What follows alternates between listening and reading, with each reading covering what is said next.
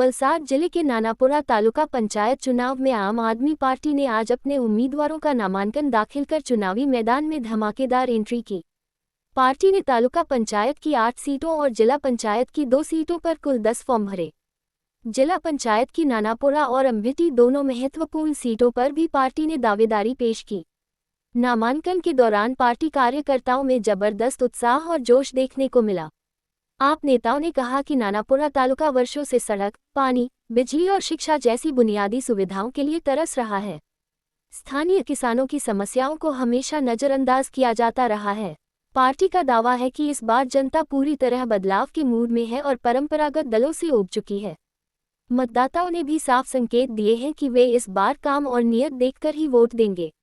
હું હરેશભાઈ કરશનભાઈ પટેલ અને નાનાપોંડા ડુંગરી ફળિયા હું ઉમેદવારી માટે તાલુકા પંચાયતમાં ઉમેદવારી કરી છે। ફોર્મ ભરાઈ ગયા છે અને મને લોકનો ખૂબ આવકાર છે અને મને જંગી બહુમતીથી ચૂંટાવવા માટે લોકોએ આશીર્વાદ પણ આપ્યા છે અને એ આશીર્વાદ રૂપે મેં ફોર્મ ભરી દીધું છે અને આજે અમે બે ભાઈ એક ઉમેદવાર તરીકે મેં ભર્યું છે અને ડોમી તરીકે મારા મોટા ભાઈએ સાથે ફોર્મ ભર્યું છે અને સામે અમારા ભત્રીજા મુકેશભાઈનું નામ ચાલી રહેલું છે પણ ચોક્કસ મને ખબર નથી કે એ તાલુકામાં ઉમેદવારી કરશે જ અને કદાચ કરે તો કાકા ભત્રીજીનું જંગ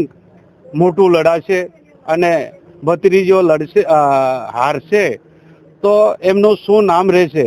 એ એપીએમસી પ્રમુખ છે અને હાલના સરપંચ તરીકે પણ છે તો હવે એ લોકોમાં હાહાકાર મચી જશે।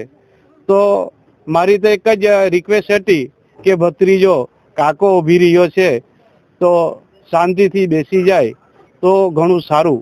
હું પણ એક માજી તાલુકા પંચાયતના સભ્ય તરીકે ભાજપમાંથી જ આવેલો છું અને ભાજપના જે ગુણો અને જે સંસ્કાર જે લોકો સાથે વર્તન લોકોના જે કામો પ્રેમથી આપણે રિક્વેસ્ટથી મત માંગીએ છીએ કામોના અમે કરશું એવું કહીને મત માંગીએ છીએ।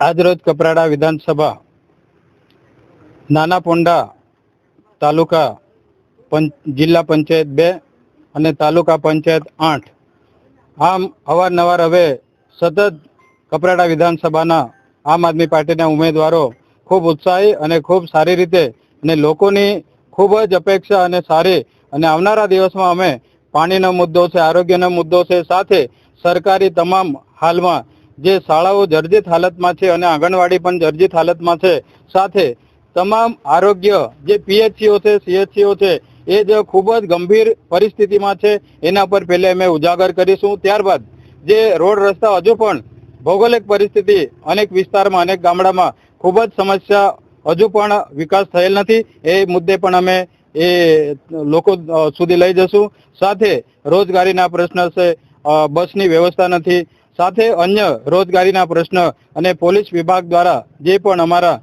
રોજગારી માટે વાપી સેલવાસ વગેરે જતા હોય ત્યારે અલગ અલગ જગ્યાએ ખૂબ જ પોલીસ વિભાગ દ્વારા હેરાન કરવામાં આવે છે।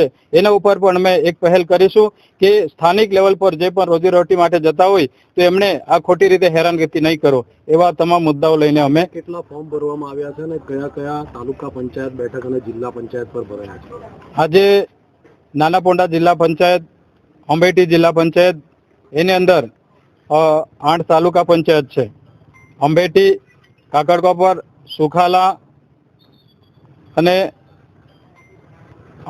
નાનાપોંડા ઉપર પણ અડનાઈ જેવી છે, મોટી વૈયાળ છે, એવા અનેક 8 જેટલી તાલુકા પંચાયત અમે એ ઉમેદવારી ભરાયું છે અને આવતીકાલથી પણ અન્ય જે બાકી છે એ તમામ ખૂબ ઉત્સાહ સાથે તમામ જિલ્લા પંચાયત તાલુકા પંચાયત ઉમેદવારી કરાવીશું।